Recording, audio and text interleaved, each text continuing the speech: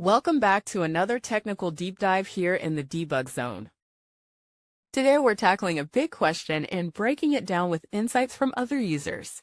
Hopefully this clears up some misconceptions and helps you get the answer you need.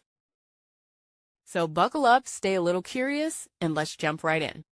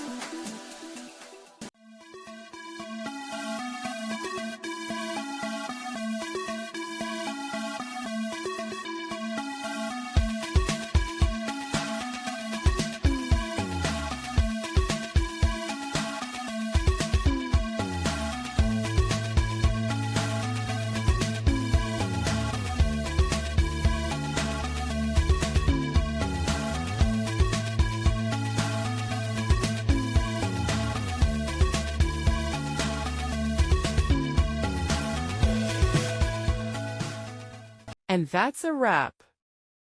I hope you found the answer you were looking for. If you did, take a second to hit that subscribe button. It really helps out.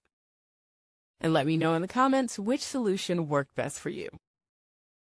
See you next time in the debug zone.